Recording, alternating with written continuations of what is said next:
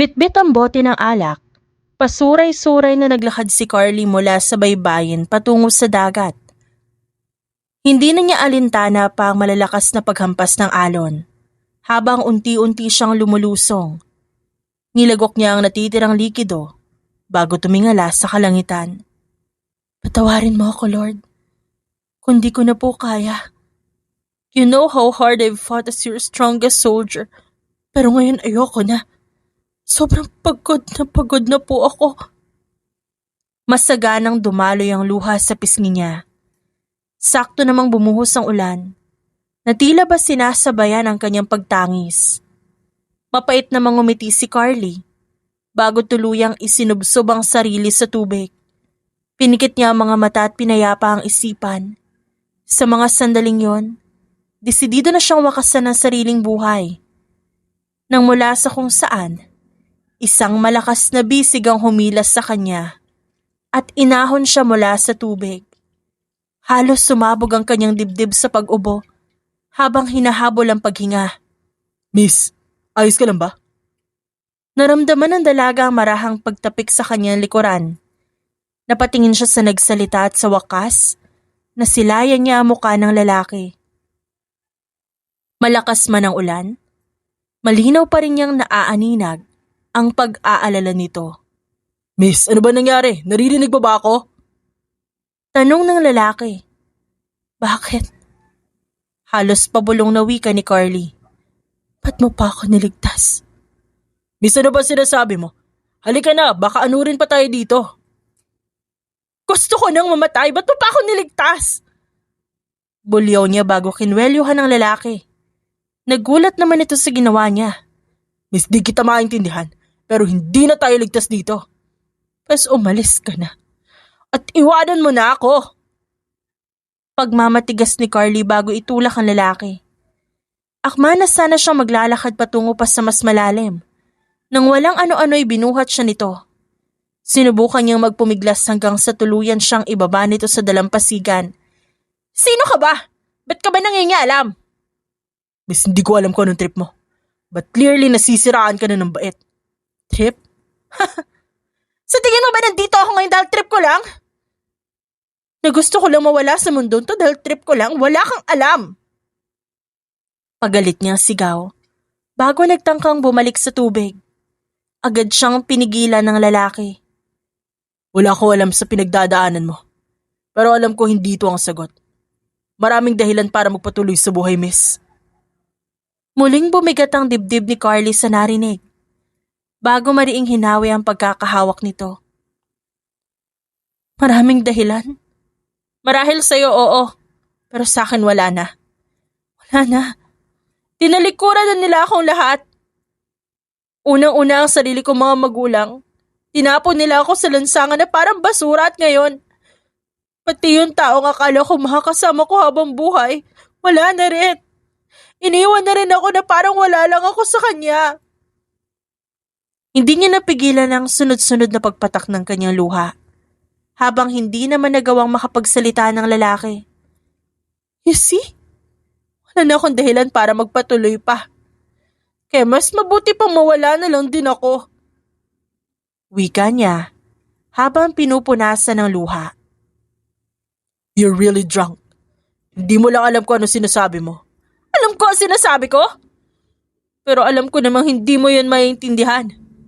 Wala namang makakaintindi sa akin eh. Palibhasa hindi nyo alam ang pinagdadaanan ko. Kung anong nararamdaman ko kaya bago mo ako diktahan at husgahan, ilagay mo muna yung sarili mo sa posisyon ko. Mariing saad ni Carly bago tinalikuran ang lalaki. Ngunit natigilan siya sa paglalakad nang marinig ang bahagyang pagtawa nito. At ano nakakatawa, ha? Naguguluhan niyang tanong. Sa palagay mo ba, ikaw lang may pinagdadaanan? Kung iniisip mo na wala na mas bibigat pa sa problema mo, and the only solution is to end your life, then I'm sorry to say this, but you're really selfish. Mariing wika ng lalaki na ikinagulat niya. Wala kang karapatang sabihin yan. Hindi mo ako naintindihan. Naintindihan ko at hindi ko ini-invalidate kung anumang nararamdaman mo. Pero hindi lang naman ikaw ang nag-iisang walang pamilya. Hindi lang ikaw ang nakakaramdam na tinalikuran ka ng lahat at iwanan ng minamahal. Kaya kung iniisip mo na nag-iisa ka lang, then you're ignoring everybody else's pain. My father abandoned me. My mom died in an accident. My girlfriend rejected my proposal and left without explanation. Ngayon, sabihin mo sa akin kung di ko naintindihan. Nahaplos ang puso ni Carly nang makita ang luhang namumuos sa mga mata ng binata. Doon niya napagtanto na hindi lamang siya ang merong bigat na dinadala. Lahat tayo, may kanya-kanyang bagahe. Struggles. Look around you. You think we had it easy? But it doesn't mean na kapag nahihirapan ka, susuko ka na agad. Hindi ganun ang realidad, miss. Kahit gaano pa yan kahirap, kailangan natin magpatuloy. Bahagyang umiwas ng tingin si Carly at malalim na nag-isip. Matapos ang ilang sandaling katahimikan, muli niyang inangat ang tingin sa lalaki. Pero paano naman kung alam mo may hangganan din ang lahat? Magpapatuloy ka pa rin ba? Bakit hindi? Lahat naman may hangganan. Ang mahalaga, wala kang sinayang na pagkakataon. Napansin nito ang pag-aalinlangan ng dalaga at muli ito nagsalita. Kung di pa rin nagbabago ang isip mo, hahayaan na kita. Pero sasama ako sa'yo, total parehas naman tayo may problema. Gulat namang napatingin ng dalaga. Nababaliw ka na ba? Di ba kasasabi mo lang hindi ito ang solusyon? Oo, pero nasa iyo pa rin naman ang desisyon. Kaya sabihin mo, miss, dito na lang ba talaga matatapos ang lahat? O magpapatuloy pa tayo? Naramdaman ni Carly ang pagbilis ng tibok ng kanyang puso habang pinag-iisipan ng magiging desisyon. Because if I were to decide, I'll say, we live this miserable life to the fullest. Inilahad ng lalaki ang palad pagkatapos unti-unting ngumiti. Sa pagkakataong yun, hindi maintindihan ni Carly kung ba't walang pag-aalinlangan niya itong inabot. Ang tanging alam niya lang, muli siyang nakaramdam ng panibagong pag-asa. Kinabukasan, nagising na lamang si Carly na nasa sarili niya ng kwarto. Napahawak siya sa kanyang sintido habang inaalala ang mga nangyari sa nagdaang gabi. Napadako ang kanyang tingin sa daliri, napatitig sa isang singsing na hindi pamilyar sa kanya. Ngunit bago pa man niya ito mapagtuunan ng pansin, isang malakas na katok mula sa pintuan ang narinig niya. Bagaman masakit pa rin ang ulo, nagmamadali niyang tinungo ito. Pagbukas niya ng pintuan, agad siyang sinalubong ng mahigpit na yakap ni Lela, ang kanyang matalik na kaibigan. Best, buti naman at nandito ka. Kala ko ano nangyari sa'yo kagabi. Hindi ka na sumasagot sa mga tawag ko. Nag-aalalang wika nito. Ano ka ba, Best? Wala yun. Saka ayos lang ako, wala kang dapat ipag-alala. Wika ni Carly. Buti naman kung ganun, pero teka, saan ka ba talaga nagpunta? Napaangat ang kilay nito sa naamoy na alak. Kaya naman pala hindi kita makontak kagabi. Nagpakalango ka sa alak magdamag, no? Kasama mo rin ba si Kino kagabi? Dahil pati ang magaling mong boyfriend hindi ko na rin makontak. Matamlay lamang na umiling si Carly bilang tugon. Agad namang kinutuban ng kanyang kaibigan. Don't tell me nag-away na naman kayo. Talagang mapagsasalitaan ko na yan. Hiwalay na kami. Saad ng dalaga habang pinipigilang maiyak. Ano? Paano? Alam niya ba ang tungkol sa sakit mo? Gulat na tanong ni Lela. Hindi kami umabot doon. Tinanong ko siya kung anong plano niya sa relasyon namin. Kung anong plano niya sa future namin. Pero sabi niya, wala siya nakikitang future sa aming dalawa. Pilit niyang tinatagan ang kanyang loob. Ngunit hindi pa rin niya mapigilan ang sarili na umiyak. Best, huwag ka mag-alala. Nandito naman ako lagi para sa'yo eh. Yun na lamang ang tanging nabanggit ni Lela bago siya yakapin ng mahigpit. Tuluyan na ngang bumuhos ang bigat ng emosyon na nararamdaman ng dalaga. Habang umiiyak, hindi niya naman maiwasang mapatingin sa singsing na nasa daliri niya. Hindi niya maintindihan ngunit napapakalma nito ang puso niya. Mabilis nga na lumipas ang ilang linggo. Isang araw abala si Carly sa paghahalongkat ng mga gamit niya na para bang meron siyang hinahanap. Ito ba hinahanap mo? Gulat siyang napalingon at nakita ang nakangising si Lela habang hawak nito ang singsing. Aabutin niya na sana ito ngunit mabilis itong umiwas. Bago ko ibalik sa ito, sabihin mo muna sa akin kung kanino ba to galing. Mukhang mamahalin pa naman oh. Pang-aasar nito sa kanya. Akin na nga yan. Mabilis niyang hinablot ito at isinilid sa dala niyang bag. Mauuna na rin ako, may pupuntahan pa ako. Huwag mo sabihing pupunta ka na naman sa trabaho. Utang na loob naman, best day off mo ngayon. Unahin mo muna ang sarili mo. Hindi ba may schedule consultation ka ngayon? Nakapagdesisyon na ako. Hindi na ako magpapagamot. Best, ano ba yung sinasabi mo? Paano ka gagaling kung hihinto ka ng magpagamot? Best, tanggapin na lang kasi natin. Mahirap na nga lunasan pa tong nararamdaman ko eh. Hindi. Sinabi ng doktor na may pag-asa pa at yun ang panghahawakan natin. Kailangan lang natin makahanap ng sapat na pera. Nangako naman ako sa'yo na gagawa ko ng paraan sa abot na makakaya ko, hindi ba? Best, ayoko naman maging pabigat sa'yo. Isa pa, naputol ang pagpapaliwanag ni Carly nang biglang umalo na sikmura niya. Agad siyang napatakbo sa banyo at doon napaduwal. Best, ayos ka lang ba? Napapadalas na yata yung pagduduwal mo ah. Talagang kailangan mo na magpatingin sa doktor. Ngunit natulala na lamang sa kinatatayuan si Carly. May kung anong takot sa mga mata niya habang hinahaplos ang kanyang tiyan. Paano kung hindi to dahil sa sakit ko? Kung ganun, ano bang ibang pwedeng dahilan? Best, meron akong hindi sinabi sa'yo tungkol sa gabing yon. Hindi talaga ako okay. Pagod na pagod ako nun. Binala ko na magpakamatay pero may isang taong nagligtas sa akin. Nanlaki ang mga mata ni Lela sa naging revelasyon niya. At doon, ikinuwento ng dalaga ang buong pangyayari ng gabing yon. Ano? Kailan ka pa naging baliw, Carly? Hindi ka ba nag-iisip?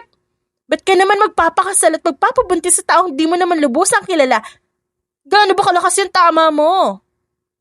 Hindi ako ganong lasing nun. Oo, nakainom ako pero alam ko pa rin yung ginagawa ko. Kung ganun, ba't mo ginawa, Carly naman? Hindi ka ang tipo na babae na gagawa ng ganito kamaling desisyon. Hindi ko rin alam.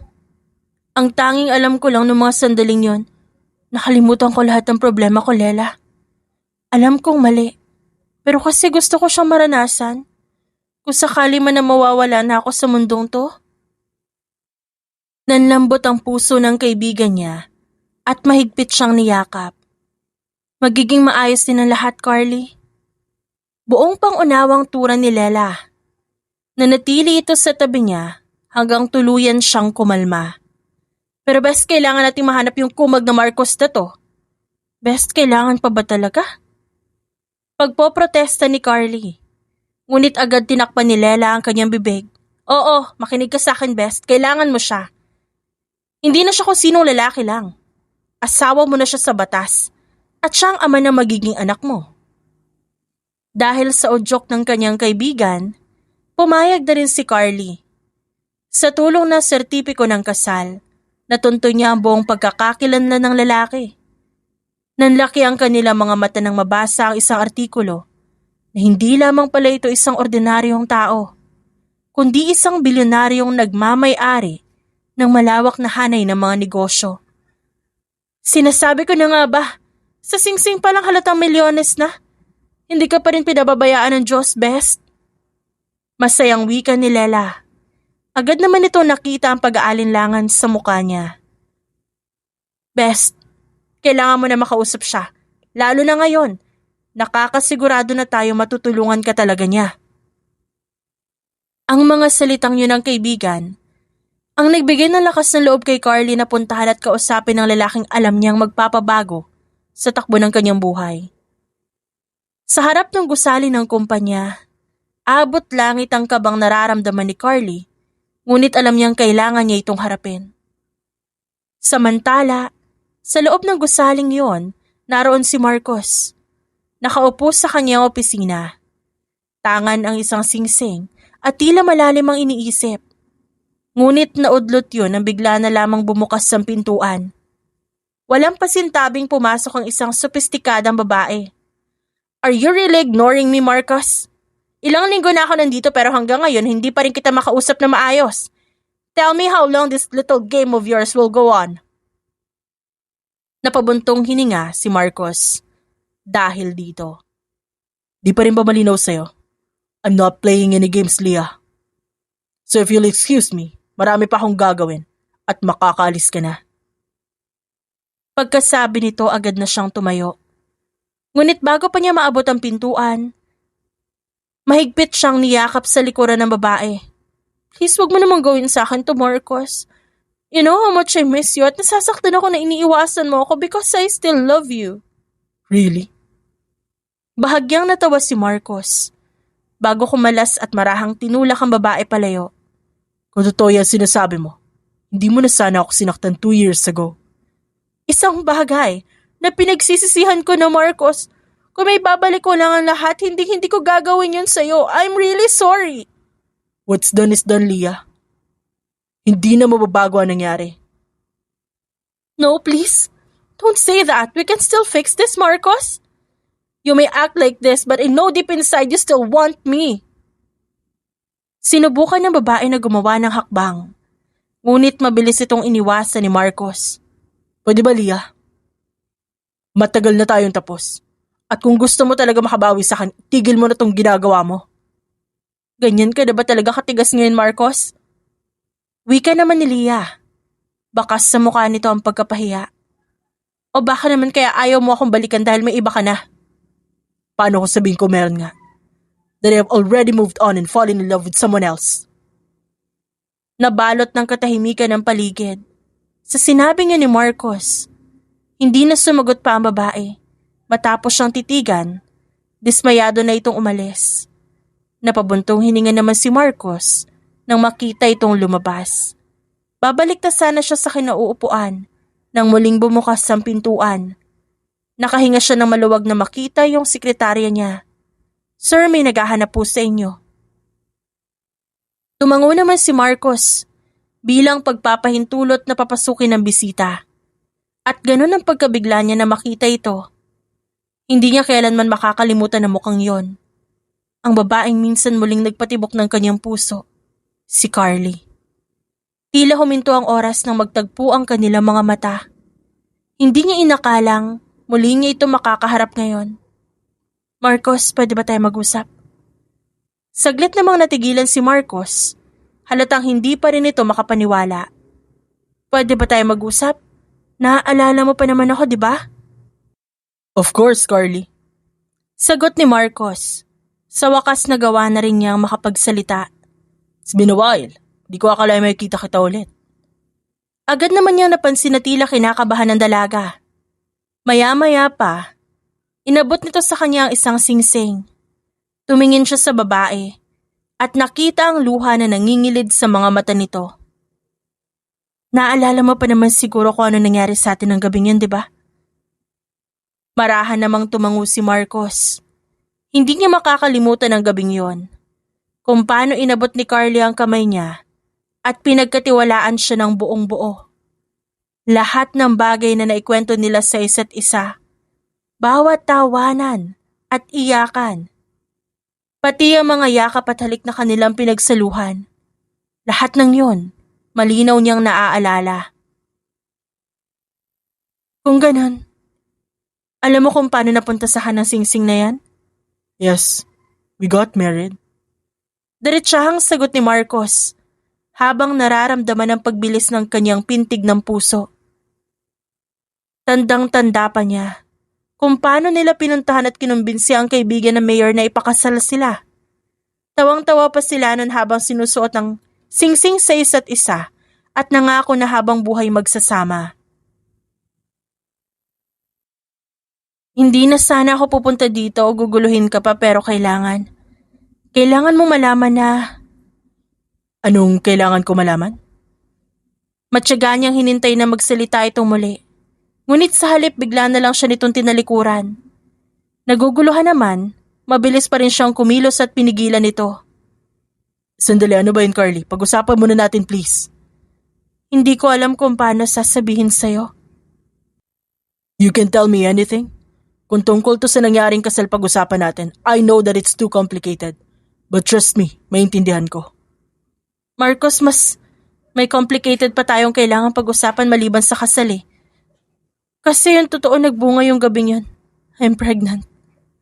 Natigilan si Marcos sa naging revelasyon ng dalaga. Hindi niya alam kung paano kikilos o tutugon. Nang sandaling yon, halo-halong emosyon ang bumalot sa kanya. Ngunit batid ng kanyang puso na mas nangingibabaw doon ang galak at pagkasabik. May I ask you again? Are you sure? Kailan mo nalaman? Last week. I'm sorry Marcos, hindi ko gustong guluhin ka pero kasi hindi ko na alam yung gagawin ko eh.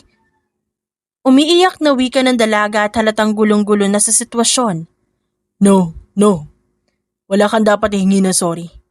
Kung meron man dapat mag-sorry dito, ako yun, Carly. I'm sorry for not finding you sooner. Agad namang saad ni Marcos bago yakapin ng dalaga. Nais niyang kahit papaano gumaan ang nararamdaman nito. You don't have to worry about anything, Carly. You're not alone. Hindi ko pababayaan ang responsibilidad ko sa'yo at sa bata. Matapos sabihin yon, unti-unti niyang naramdaman ang pagkalma ng dalaga. Napangiti siya dahil doon, ngunit agad ding napawi ang ngiting yun nang marinig niya ang pamilyar na boses. What's this? Sabay silang napalingon at hindi nga siya nagkamali. Yun nga ang kanyang tiya Emilia. Sinalubong sila nito ng matalim at mapanghusgang titig. Sino ang babaeng ito, Marcos?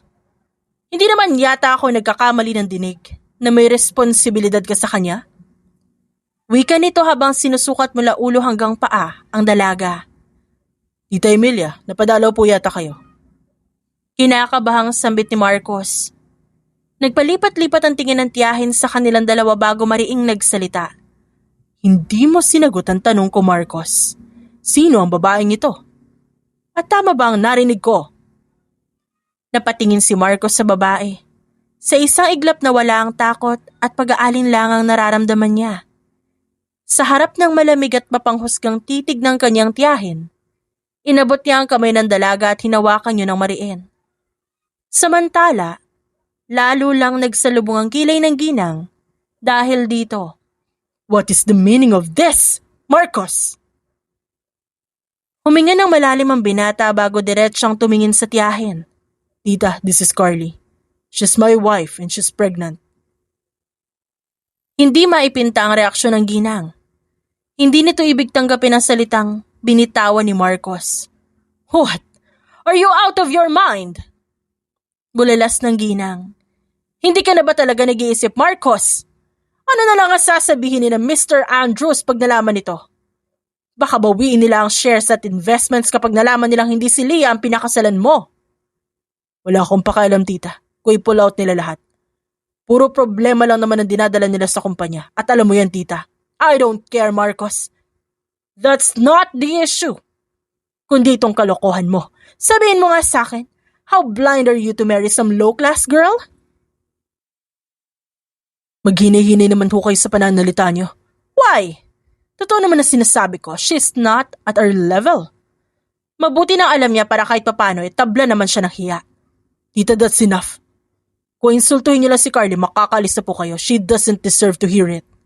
At talagang pinagtatanggol mo pa ang babaeng yan. Pasigaw na saad ng ginang. Sasagot pa sana si Marcos nang biglang nagsalita ang dalaga. Hindi niyo na po kailangan magtalo pa, aalis na lang ho ako. No, hindi ka aalis. Kailangan natin mag-usap. Wala na kayong dapat pang pag-usapan, Marcos. Pabayaan mo na ang babaeng yan. Mabuti nga at mukhang tinabla na rin ang hiya. Tita, pwede ba tama na, please? Hindi aalis si Carly at dito lang siya. Aalis na ako, Marcos. Kung alam ko naman na ganito yung mangyayari, hindi na ako pupunta pa. Maniwala kayo, hindi ko intensyong manggulo. Naglakas loob lang akong pumunta para sa anak ko. Nakaramdam ng kirot sa puso si Marcos sa sinabi niyo ng dalaga. Wala na rin siyang nasabi pa upang pigilan nito at umalis. Sa kabilang banda, ramdam pa rin ni Carly ang hiya. at sakit mula sa harap-harapang panunuya sa kanya ng tiyahin ni Marcos habang kinukwento niya ang nangyari sa kanyang kaibigan. Aba, hindi naman tama yun, Best. Wala ka namang sinabing masama para bastusin ka nila, di ba? Napipikong sentimiento ng kaibigan niya. Tama rin naman yung sinabi ng tita niya. Hindi ako nababagay sa mundo nila at ginugulo ko lang ang buhay ni Marcos. Matamlay niyang saad. Paanong ginugulo? Responsibilidad ng Marcos na yun na panagutan ka. Sa harap ng Diyos at sa harap ng batas, may habol ka sa kanya, Best. Pero paano ko nga siya hahabulin? Kung katangahan ko naman ang dahilan kung ba't nangyari to. Isinampa na lamang ni Carly ang mukha sa lamesa. Gulong-gulo siya sa sitwasyon. Best, naniniwala ako na hindi lang to mistake or katangahan. Alam kong tinadhana to ni Lord. Believe me, everything happens for a reason. At isa pa, yung mahaderang tiyahin niya lang naman ang problema. Ang mahalaga kung anong magiging paninindigan ni Marcos, diba? Paano kung makinig siya sa tita niya? Hindi rin naman natin siya masisisi. Kung ganyan man na mangyari, nandito lang ako para tulungan ka. Pero maniwala ka, Best, feeling ko responsableng tao siya at paninindigan ka niya. Hindi akalain ni Carly na mabilis magkakaroon ng kasagutan ng tanong niya. Dahil ng araw ding yun, kumatok sa kanyang pintuan si Marcos. Sa wakas, tama na rin ang napuntahan ko. Hindi naman nakaimik ang dalaga. Hindi niya alam kung anong dapat niyang sabihin o maramdaman. Nanatili lamang na nakatuon ang titig niya sa binata. Carly, pwede ba tayo mag-usap? Hindi ko alam kung tatanggapin mo pa yung sorry ko but I wanted to apologize sa sinabi ni tita. Pati na rin sa nangyari sa atin. Nangyari na lahat, Marcos Wala ka namang kasalanan doon. No, I should have acted better. Nangyari ang lahat ng ito dahil sa akin. At ngayon gusto kong itama ang lahat. Kaya hayaan mo sana ako, Carly. Hayaan mong alagaan at protektahan kita, kayo na magiging anak natin. Kakaibang ginhawa ang naramdaman ni Carly nang manggaling yun mismo sa bibig ni Marcos. Tama ang sinabi ng kanyang kaibigan. Isang responsable itong tao. Pinatuloy niya si Marcos at masinsinan silang nag-usap. Hindi niya maipaliwanag, subalit agad nilang naresolba ang lahat. Ang mga binitiwan nitong salita at pangako, nagpakampante sa puso ni Carly. Sa lumipas na linggo, pinatunayan nga ng lalaki ang kagustuhan nitong pangatawanan ng responsibilidad. At hindi man sabihin ni Carly, masaya siya sa ipinapakita nito. Grabe naman, parang ang blooming mo best lately Let me guess, dahil ba to sa instant CEO hobby mo? Pilit namang itinago ni Carly ang namutawing ngiti sa labi. Ewan ko sa'yo, Best, kung ano-ano napapansin mo. Nahihiya niyang saad. Asus? Ayaw mo pa aminin pero totoo glowing ka ngayon. Alam mo sa itsura mo parang wala kang sakit. Agad na bumagsak ang ekspresyon ng kanyang kaibigan nang maisip ang kasalukuyan niyang kondisyon. Oh, di ba napag-usapan na natin to? Bakit ka naman nag-emote dyan? Biro ni Carly bago pisilin ang pisngi ng kaibigan. Paano ba naman kasi? Ang unfair mo, sumusuko ka na agad. Paano naman kami? Ang magiging anak mo. Sige nga. Isipin mo naman kami, Best. Hindi naman nakasagot ang dalaga. Naiintindihan niya ang punto ni Lela. Kaya naman please, Best, huwag ka na magbatigas. Sundin na natin yung solusyon na sinasabi ng doktor. Pangungumbinsi pa nito. Doktor, bakit sino may sakit? Gulat silang napalingon sa nagsalita at nakita ang kadarating lang na si Marcos. Bakit kailangan ng doktor? May nararamdaman ka ba, Carly? May pag-aalalang tanong pa nito. Wala, Marcos. Pinag-uusapan lang namin kung kailan ako ulit magpapacheck up para sa baby. Hindi ba, Best? Kabadong tanong niya bago sikuhin si Lela. Bahagyang napailing na lamang ito sa ginawa niya. That's good to know. Iniabot nito ang mga bitbit na pasalubong kay Lela bago umupo sa tabi niya. Napakunot naman ang kanyang noo na mapansin na tila meron itong nais sabihin. Ano yun, Marcos? Tanong niya na makita ang seryosong ekspresyon nito. I've been thinking about this all day. Our company is hosting a charity gala this weekend, and I was hoping to see you with me there. I hope you can come with me. Charity gala? Ba't naman kailangan ko sumama sa event na yan? Teka lang, anong event yan? Biglang sabat naman ang kaibigan niya. Pwede ba ako sumama dyan? Siyempre naman. You're very much welcome, Lela. Nakangiti namang sagot ni Marcos. Iyan ba yung magsusuot kami ng classy outfits tapos may fundraising and auctions ko, no? At may mga bisitang sikat, yun ba yun? Curious pa nitong tanong. Tumango naman ng lalaki bilang sagot. Yun naman pala kung ganun di mo na kailangan magtanong at mag-alangan pa best. Ako na sasagot, pupunta tayo. Saad ni Lela. Hindi naman mapigilang matawa ni Carly sa reaksyon ng kaibigan. So ibig sabihin ba nito pumapayag ka na? Saglit na nag-isip ang dalaga bago nagsalita. Hindi ba sila magtataka kung sino ako? At kung bakit ako ang kasama mo, Matamis na mangumiti ang lalaki. Of course, they'll be surprised. They'll be meeting my wife. Napailing na lamang si Carly. Hindi niya masyadong sineryoso ang sinabi niyo ni Marcos. Gayunpaman, may kakaibang kaba pa rin siyang nararamdaman. Habang naglalakad silang dalawa sa gitna ng okasyon, ramdam ni Carly na nasa kanila ang atensyon ng lahat. Humigpit ang kapit niya sa lalaki habang pilit na pinakakalma ang sarili. Lalo bang bumilis ang pintig ng kanyang puso nang marahan siyang akayin ni Marcos patungo sa podium. At gano'n na lamang ang pagkabigla niya nang walang kaabog-abog nitong i-anunsyo sa harap ng lahat ang tungkol sa kanila. Napalunok na lamang si Carly. Hindi siya makapaniwala na ipapakilala siya nito bilang asawa at higit pa roon ay nanay na magiging anak nito.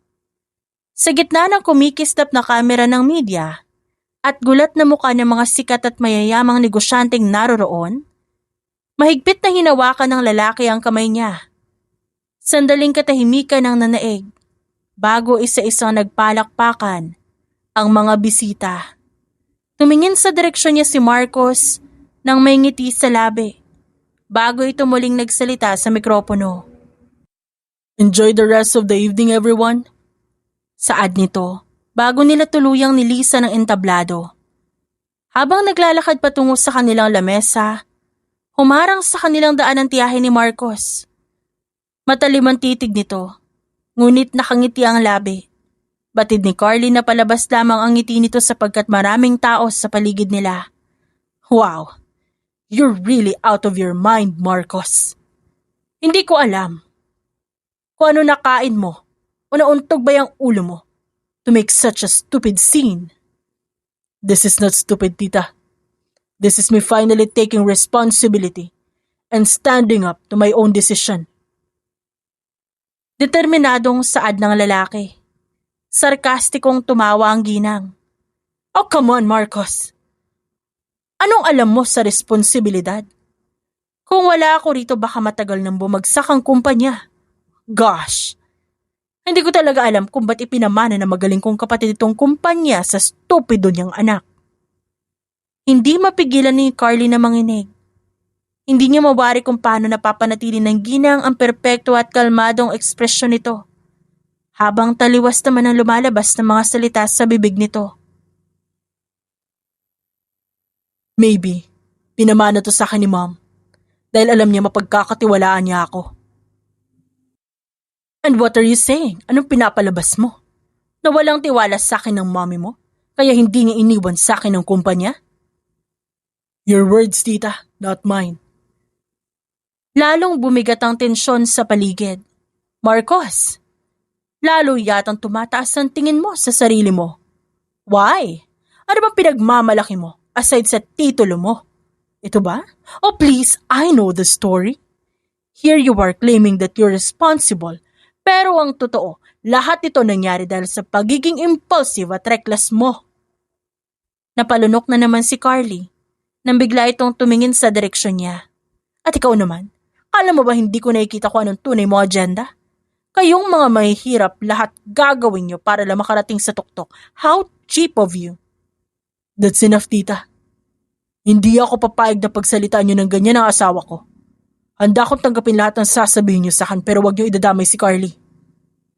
Matapos yun, hinila na siya ni Marcos palayo. Saan na tayo pupunta? Ako na lang aalis, Marcos. Magstay ka na, kailangan ka sa event. Agad naman itong bumaling sa kanya. No, Carly. Kung aalis ka, magkasama tayong aalis. Dahil magmula ngayon, palagi mo na ako makakasama. Hinawakan pa nito ang kanyang pisngi. Nang sandaling yun parang naglaho lahat ng aalalahanin ni Carly. Nakatitig lamang sa kanya ang lalaki at tila ba lahat ng ingay sa paligid naglaho na parang bula. Ngunit naputol yun nang isang boses ng babae ang tumawag sa pangalan ni Marcos. Agad na nakilala ni Carly kung sino ito. Walang iba kundi ang dating nobya ni Marcos. I can't believe na totoo pala talaga ang sinabi sa akin ni tita. Leah, please. Huwag ka na sumabay pa. At bakit hindi, Marcos? It all makes sense to me now. Kaya pala nire-reject mo na ako. Meron ka na ibang babae, those times na palaging hindi kita naaabutan sa kumpanya o sa bahay mo dahil nasa pugad ka na pala ng babaeng to? Bulyaw ni Leah.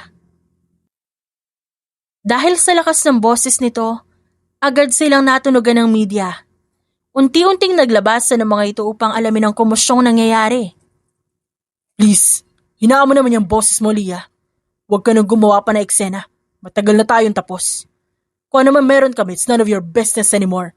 Of course it's my business. Alam ng lahat na ako dapat ang pakakasalan mo. Kaya hindi ko matatanggap na basta-basta mo na lang itatapon ang lahat. At sa babaeng ito pa talaga who is nothing compared to me? This is a very insulting, Marcos. Napasinghap ang mga saksi sa eksena. Napayuko si Carly na magsimulang kumuha ng larawan at video ang media. Bakit hindi ka makapagsalita ngayon, Marcos? Aminin mo na lang kasi sa lahat na nagkakamali ka lang at kahibangan lang ang lahat na ito, please!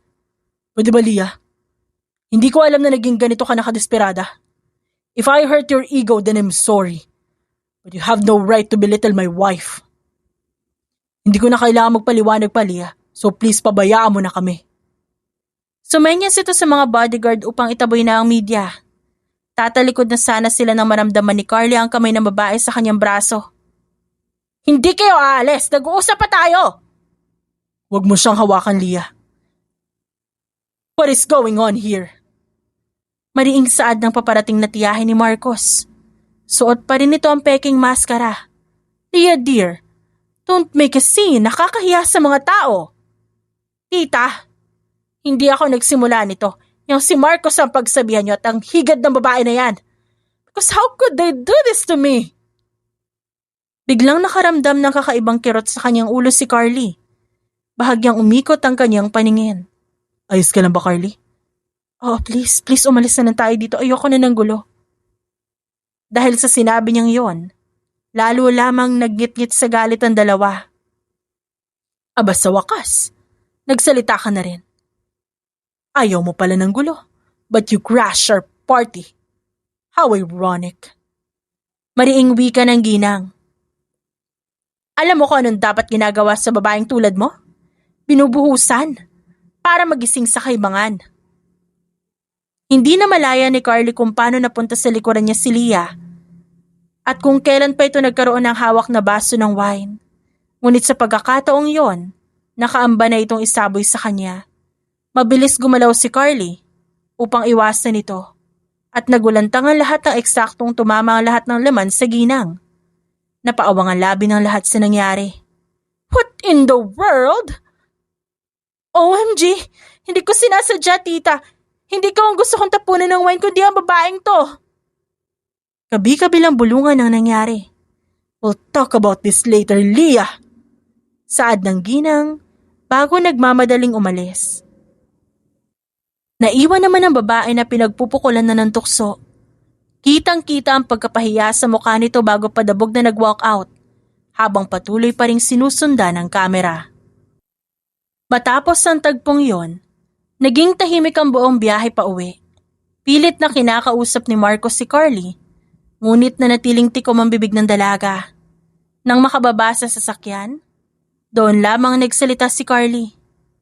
Ano? Masaya ka ba sa nangyari? Kasi ako hindi, Marcos.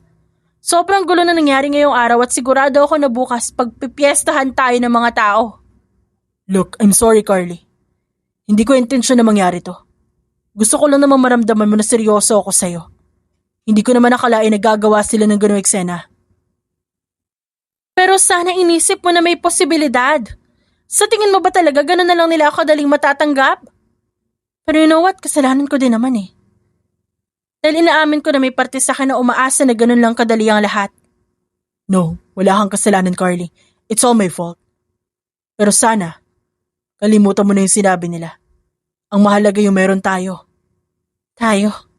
Ano ba talaga meron tayo, Marcos? Oo, nito nagdaang linggo masaya tayo tapos ngayon, pinakilala mo na ako agad sa lahat. Pero bago lahat ng yun, ano ba meron sa atin? Wala, Marcos. Isang pagkakamali lang ang lahat. Nagkataon lang na halos parehas tayo ng pinagdadaanan at naging mahina tayo ng gabing yun. Yun lang yun, di ba? Hindi na napigilan ni Carly na maluha. Hindi, Carly. Hindi pagkakamali ang nangyaring yan. I believe that God brought us to each other. Kung di kita nakilala ng gabing yun, baka parehas tayong walang sa mundong to. Oo, masyado mabilis. Mabilis ang lahat na nangyari sa atin. Marami tayong impulsive decisions na nagawa, pero Carly, wala akong pinagsisisihan. It doesn't have to make sense for it to be true. Basta ang alam ko lang I fell for you that night and I'm still falling for you today. Ramdam at nakikita ni Carly ang sinseridad nito. Hindi na rin niya nagawa pang pigilan ng lalaki nang hagkan nito ang kanyang labi. At tulad ng gabing yon, buong puso na naman niyang binigay ang tiwala dito. Naging kalmado ang mga sumunod na araw.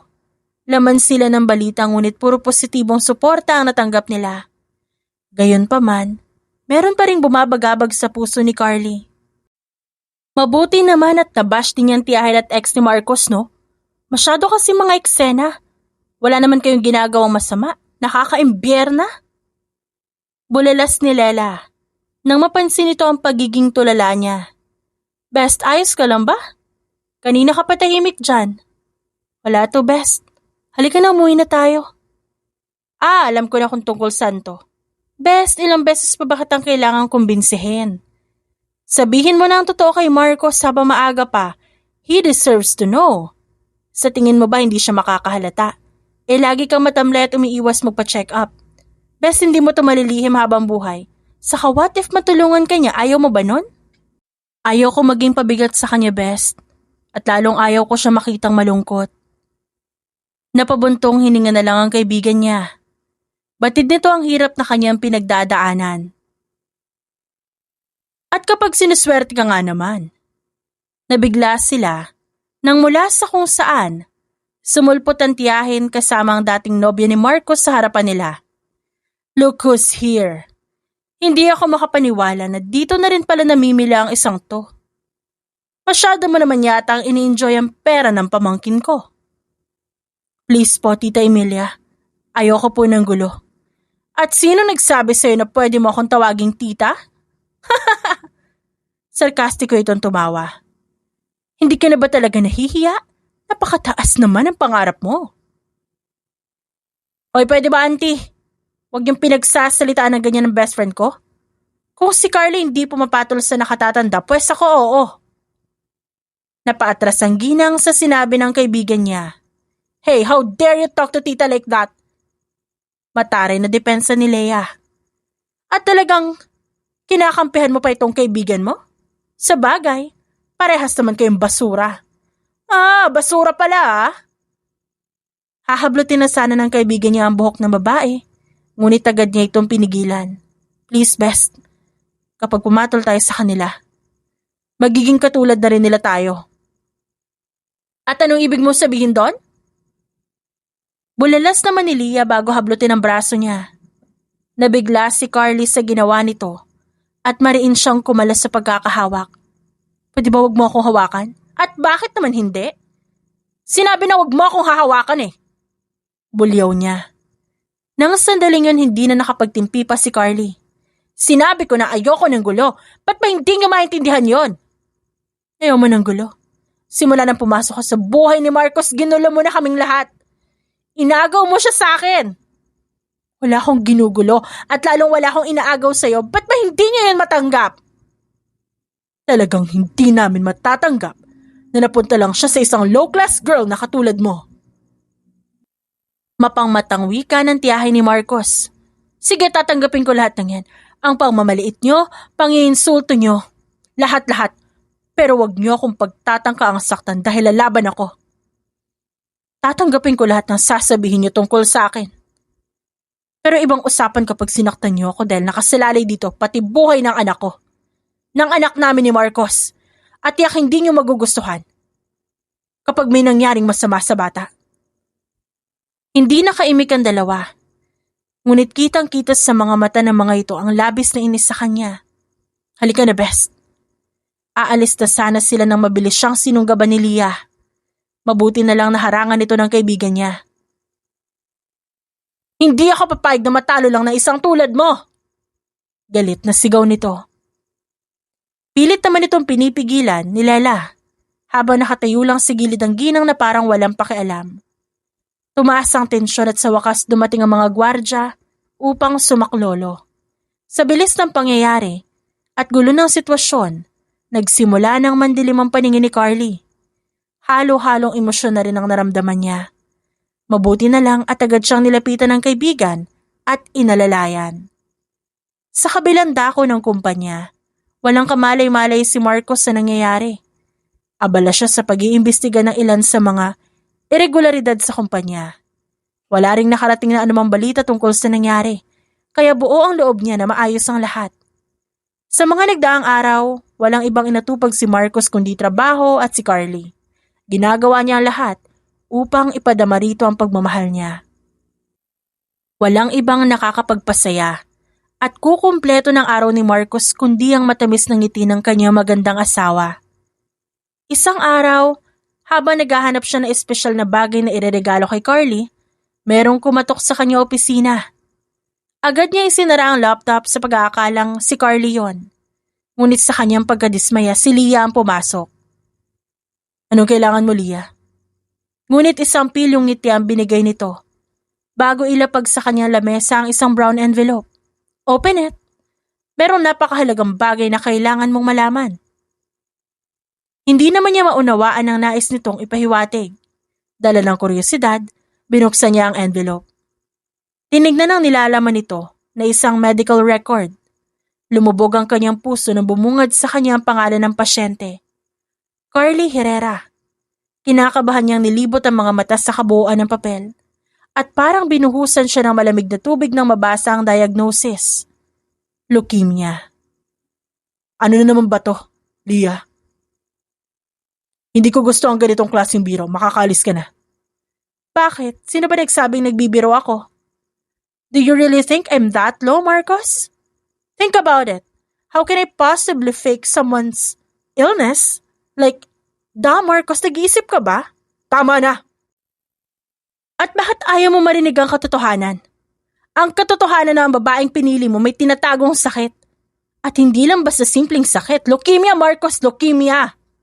Sinabi ng tama na! Tinapik niya ang lamesa bago nagmamadaling naglakad patungo sa pintuan. Sandali, saan ka pupunta? Kailangan kong puntahan si Carly. Kung totoo man na sinasabi mo, gusto ko yun manggaling sa bibig niya. Para saan pa? Para magsinungaling lang siya sa'yo ulit? Come on, Marcos! Alam niyang may sakit siya pero nilihim niya sa'yo? It only shows that she has dark intentions. Isipin mo nga. Kung itong klaseng bagay na to nagawa niya isikreto sa'yo, what more secrets could she have? Kaya mag-isip-isip ka. Nagkamali ka ng babaeng pinili mo. Bahagyang natawa si Marcos sa narinig. So this is what it's all about. Hindi mo pa rin matanggap na siya ang pinili ko kaya gumagawa ka ng paraan para magulo ang buhay namin. Paano ko sabihin ko oo? Pero ginagawa ko lang to para sa'yo, Marcos. You deserve someone better and that is me? You're crazy, Leah. Kung iniisip mo na dahil sa pirasong papel na pinakita mo sa akin magbabago ang isip ko. Mahal ko si Carly at totoo man ito o hindi. Hindi magbabago yon. Nakita niya ang pagdaan ng sakit sa mga mata ng babae. Ngunit hindi niya ito pinansin pa. Walang ibang laman ng isip niya kundi si Carly. Aabutin niya na sana ang pintuan nang pigilan siya ni Leah. No, Marcos. Hindi ka pwedeng umalis, hindi mo ka pwedeng iwan para sa babaeng iyon. Nagulat siya nang bigla itong lumuhod sa harapan niya. Leah, anong ginagawa mo?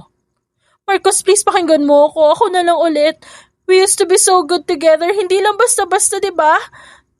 Hindi mo basta-basta makakalimutan yung pinagsamahan natin. Alam ko na mahal mo pa rin ako at ginagawa mo lang to para pagsilosin ako, di ba? Hindi ko alam ang mga sinasabi mo. Please lang, huwag mo nang pahirapan ang sarili mo. Agad tumayo ang babae at mahigpit siyang niyakap. No, hindi ako papayag, Marcos. Alam ko na mahal mo pa rin ako at hindi ang babaeng yan. Hindi ko kaya makuha kanya dahil mahal kita. Hindi mo ako mahal, Leah. This is just your ego speaking. Alam ko na isa sa pinakaayaw mo ay yung pakiramdam na nalalamangan ka. That's not love anymore, it's obsession. How could you say that? Marami tayong pinagsamahan noon at naniniwala ako na hindi mo kayang basta nalang itapon ang lahat ng yon. Yan din nakakala ko nun. Nung iniwan mo ako, Leah. Akala ko hindi na ako makakabangon ulit pero nagkamali ako. Yes, I have loved you so much before. But it's all in the past now. Si Carly siya ngayon na mahal ko. Siya ang asawa ko. And she's my future. Matapos sabihin yon, biglang nag-iba ang ekspresyon ng babae. Ang dating nagmamakaawang tingin nito, napalitan ng matinding galit. Walang pasabi nitong hinawi ang gamit sa desk at nagsimulang magwala. Halos mabasag ang lahat ng gamit na naroroon bago tuluyang mahawakan ang kamay nito. Hindi ako papayag, Marcos. Hindi mo kayang mabuhay na wala ako. Hindi mo ako kayang iwan. Kailangan mo ako at susuportahan namin ang pamilya mo at ang kumpanya. Please, kung paninindigan mo yung desisyon mo, sisiguraduhin ko na masisira ang partnership ng pamilya natin. I will do everything to crush you down, to ruin you. Actually, go on. I don't care. I've been investigating. And once everything's done, makikita natin kung sino mas nangangailangan ng partnership na sinasabi mo. Hindi naman nakaimik si Leah sa sinabi niya. Hindi na rin niya inantay pang magsalita ito. Tahimik niya iniwan ng silid at di na lumingon. Kahit pa naririnig niya muling pagsigaw ng babae. Samantala, inabutan na ng dilim si Carly sa park. Masyado siyang naaliw sa mga naglalarong bata at hindi na malaya ng paglipas ng oras. Nang buksan niya ang kanyang cellphone, bumungad sa kanya ang sandamakmak na text at tawag mula kay Marcos. Binuksan niya at binasa pa ito. Hindi maintindihan ni Carly ang dahilan ng biglaang pag-aalala ni Marcos para sa kanya. Ngunit masama ang kutob niya. Agad niyang pinadala ang kanyang address at tumayo na upang umalis. Habang naghihintay sa daan, isang humaharurot na sasakyan ang dumating patungo sa direksyon niya. Hindi siya makagalaw sa kinatatayuan. Akala niya sasagasaan siya nito, ngunit bigla itong huminto. Nagulat siya nang lumabas mula rito si Leah. Kailangan mo sumama sa akin, babae ka! Pag ginagawa mo at saan mo ako dadalhin? Hinila siya nito papasok ng sasakyan. Lalo siyang nakaramdam ng kaba nang hindi umimik ang babae. Please, saan mo ako dadalhin? Nagpatuloy lamang ito sa walang habas sa pag-apak sa silinyador, hanggang sa halos lumipad na ang sasakyan sa bilis. Humigpit ang hawak ni Carly sa hawakan ng pinto at sa bawat segundo'y lalong sinasakal ng takot ang dibdib niya. Ano bang ginagawa mo? Please, kung magpapakamatay ka, wag mo ako idamay, tigil mo tong sasakyan to! Wow, kung may dapat matakot sa kamatayan sa ating dalawa, ako yun at hindi ikaw. Pero kahit anong gawin mo, doon ka rin naman napapunta, di ba? Gulat na napatingin si Carly dito. Anong ibig mong sabihin? Parang baliw na humalakak ang babae at lumingon sa direksyon niya.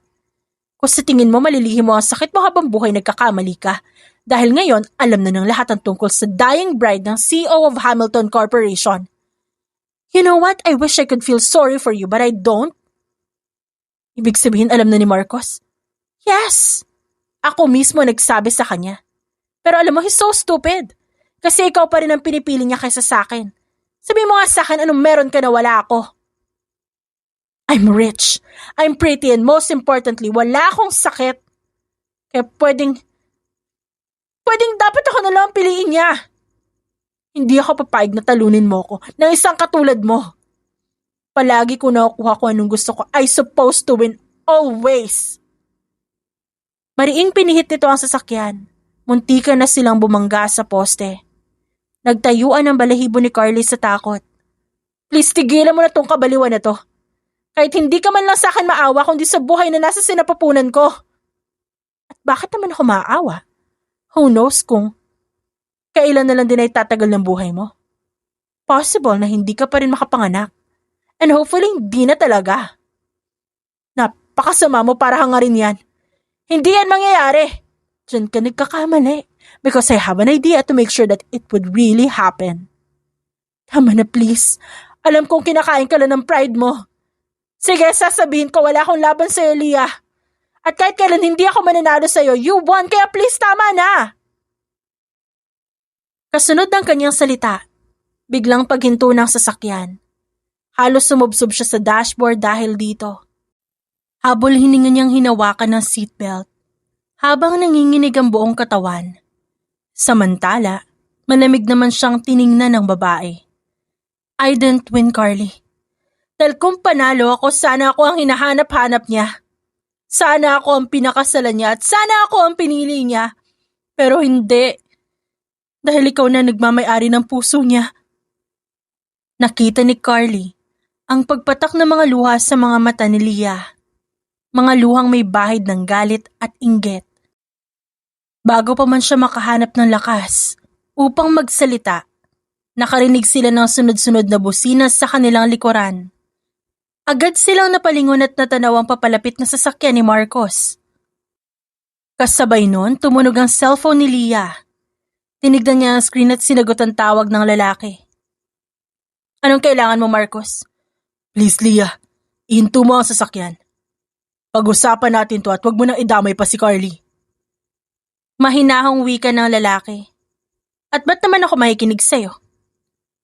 Dahil kung hindi, mapipilitan akong tumawag ng pulis at hindi mo gugustuhin humantong pa tayo sa ganon. Parang baliw lamang na tumawa ang babae. Sa tingin mo may pakialam pa ako? Kung ito lang ang paraan para manalo ako, so be it. Parang lumubog ang puso ni Carly sa kanyang dibdib nang marinig yon. At tulad na inaasahan lalong binilisan ni Leah ang pagpapatakbo na animoy nasa isang karera sila. Sinubukan pa niya makapag-agawan ng manibela. Please, Leah, wag! Nakita pa niyang umisi ang babae bago ito tumalon palabas ng sasakyan. Habang naiwan naman siya kasabay ng pagkahulog ng sasakyan sa tulay. Natagpuan na lamang ni Carly ang sarili sa ilalim ng tubig. Sinubukan niyang kumampay ngunit mas nanaigang panghihina ng katawan. Bago tuluyang mawala ng malay, ramdam niyang may humilas sa kanya. Isang pamilyar na hawak at doon naramdaman niyang ligtas siya. Nang magkamalay si Carly, nasa ospital na siya. At ang unang bumungad sa kanya ay ang nag-aalalang mukha ni Marcos. Agad na lumiwanag ang ekspresyon nito nang makitang gising na siya. Thank God, ligtas ka na pati ang anak natin. Pinag-alala mo ako ng sobra. Nung iahon kita wala ka ng malay. Natakot ako ng sobra, Carly. I thought I'm going to lose you. Napangiti naman si Carly at hinawakan ng pisngi ng lalaki. I knew it. Sa pangalawang pagkakataon niligtas mo na naman ang buhay ko. Maraming salamat, Marcos. Wala yun, Carly. Paulit-ulit ko yung gagawin para sa'yo. Pero bakit, Marcos? Ba't ako ang napili mong mahalin? Wala akong kahit ano. Alam ko alam mo na yung tungkol sa sakit ko. At maintindihan ko kung magbabago yung tingin mo sa akin. Marahang inangat ng lalaki ang ulo niya. Hanggang sa magtama ang kanilang paningin. It will never change a thing, Carly. I love you. Natakot ako na baka kapag hindi ko sinabi to sa'yo. Baka isipin mo hindi kita gusto. Mahal kita at hindi magbabago yon. Actually, it made me question myself kung ba't nag-aalangan kang sabihin sa akin. I wanted to help you. Siguro dahil natakot ako. Natakot ako na baka magbago ang lahat. And I'm so scared to tell you because I love you. Matamis silang ngumiti sa isa't isa bago nagtagpo ang kanilang labi sa isang halik. I wanted to give you something. Nabigla si Carly nang inilabas ni Marcos ang isang napakagandang singsing. Bago pa man mangyari ang lahat, matagal ko na to pinag-iisipan. Carly, my love, gusto kitang pakasalan ulit. Hindi naman makapagsalita si Carly. Halo-halong emosyon ang nararamdaman niya. Hindi makapagsalita si Carly. Sa kabang nararamdaman niya.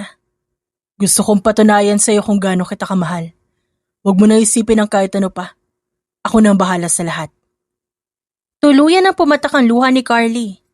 Mga luhang bunga ng labis na galak. Puno man ng takot at pangamba, tinanggap niya ng buong puso ang alok nitong kasal. Habang nasa kalagitnaan ng saya, biglang pumasok sa silid ang kaibigan niya na si Lela. Tumatalon-talon pa ito sa tuwa. Best, buti naman at kising ka na. Una sa lahat pinag-alala mo ako pangalawa. Nasa kustodiya na ng pulisya si Leia. Grabe baliw na yata yun, Best. Pati yung tiyahin ni Marcos, nidanakaw pala sa kumpanya nila.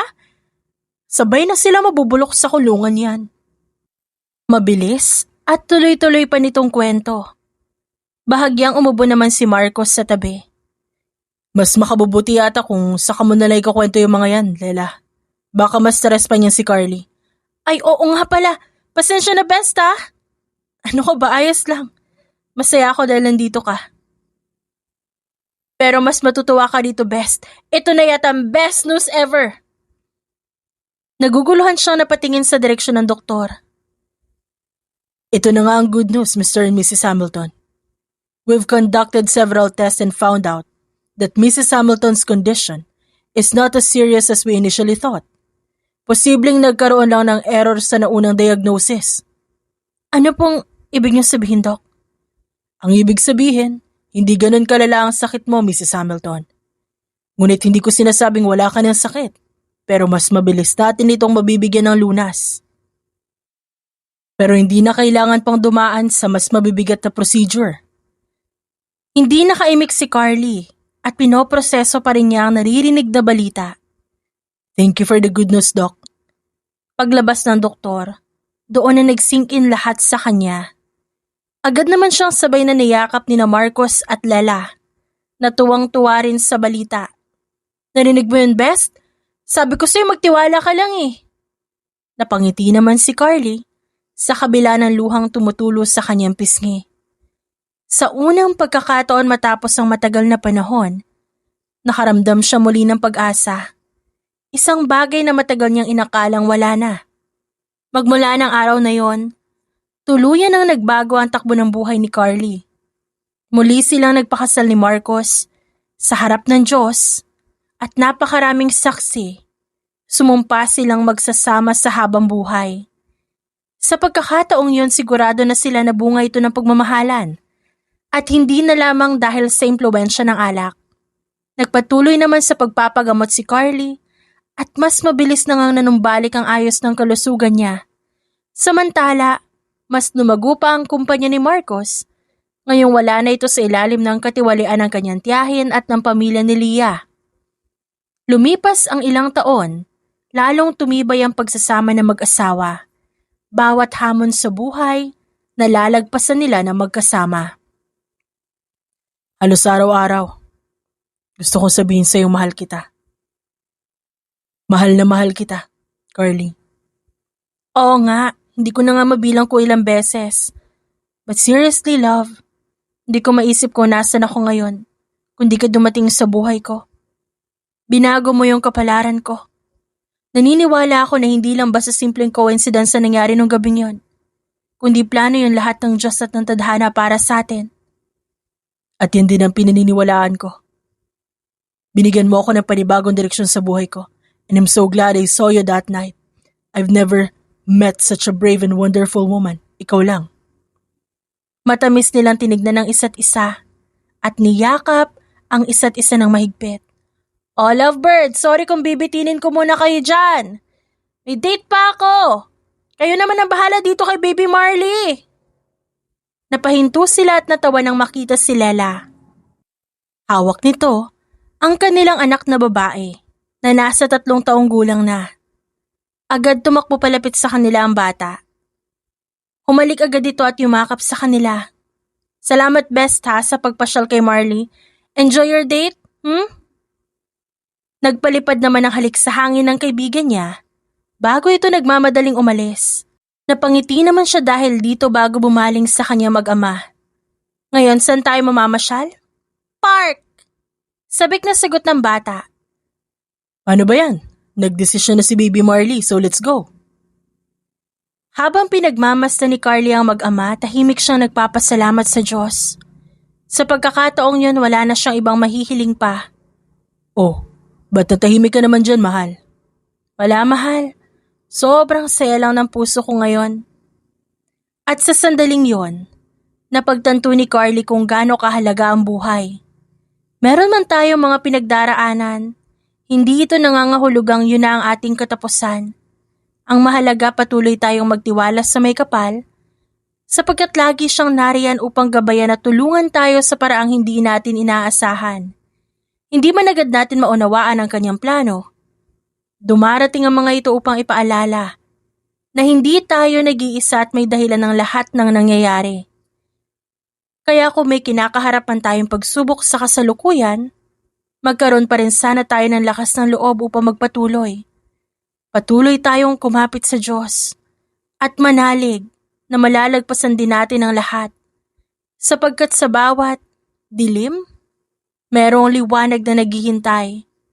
At sa huli, tiyak na makakamtan din natin ang panibagong pag-asa. The end.